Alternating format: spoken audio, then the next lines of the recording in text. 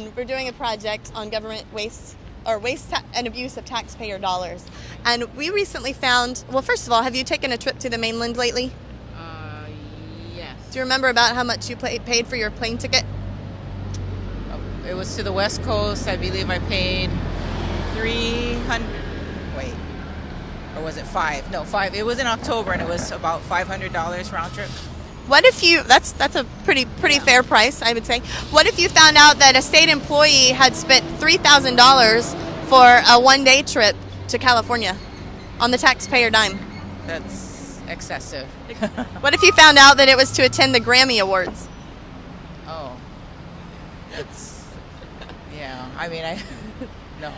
Have you ever gotten to watch the Grammy Awards in person? No.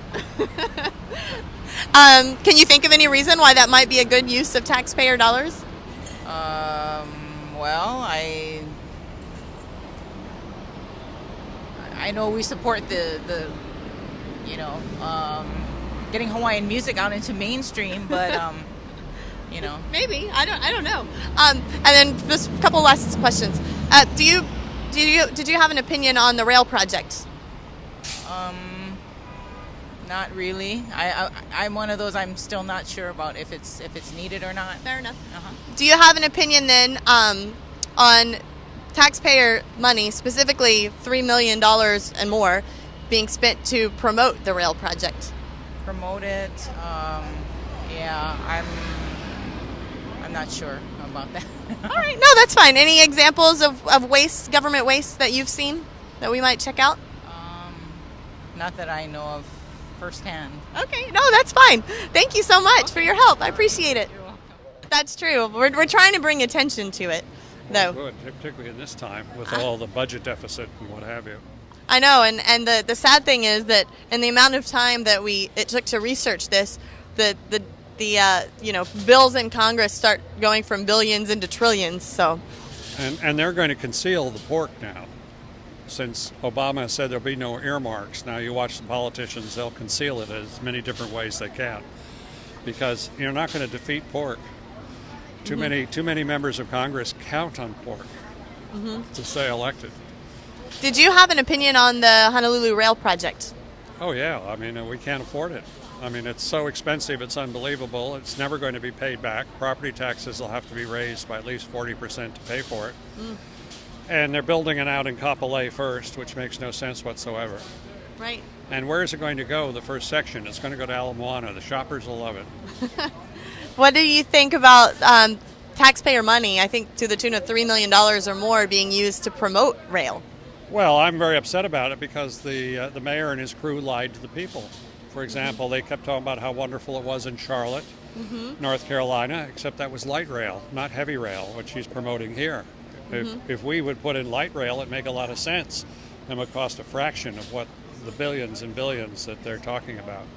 Absolutely. One of the things that I think is interesting in here is we found an example of, in the Department of Education budget, $93,000 for an Artmobile.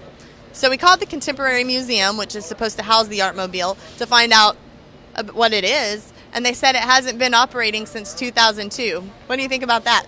Well, that's just an example of some congressman getting an earmark in for money to be spent in his district, and he doesn't care what it's spent for as long as it gets into his district. And then we also found an example of a Hawaii state employee traveling to the Grammy Awards at the cost of $3,000. Oh, well, that's very important for the state to keep track of the Grammy Awards. Yeah, I mean, there's so much pork in there, it's unbelievable, but how do you get rid of it? Well, that's a good question. We're trying to bring attention to it. What do you think that people in Hawaii are more or less apathetic to these types of things than elsewhere in the country? Well, most constituents love the pork because it brings money here. I mean, Senator Inouye is the king of pork.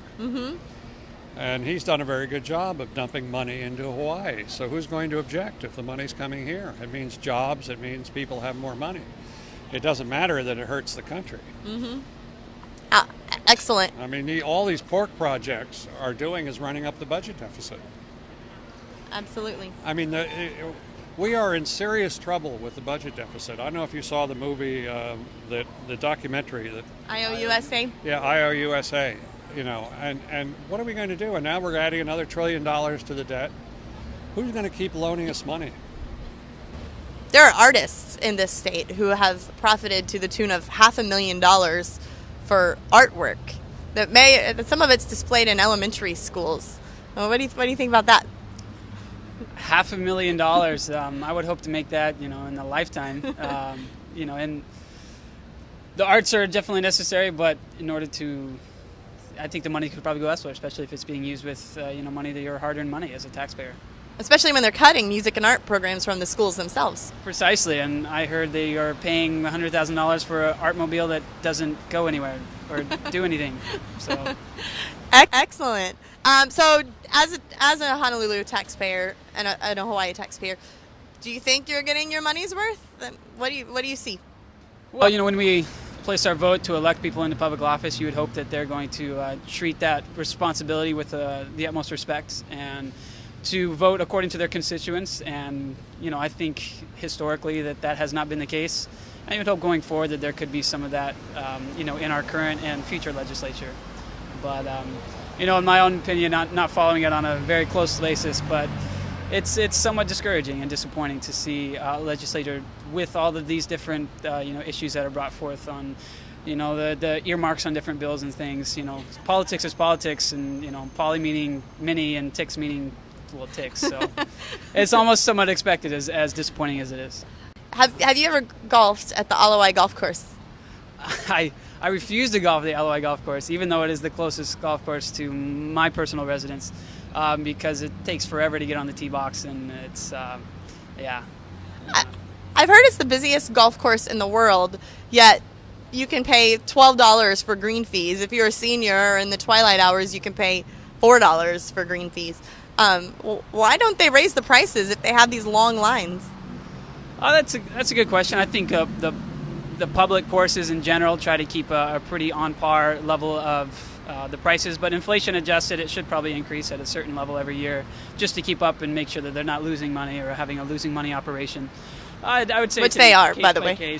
They are. The golf courses on Oahu are projected to lose $800,000 this year. Well, recreation is important, and as an avid golfer myself, I appreciate the low prices, but I do not appreciate the wait.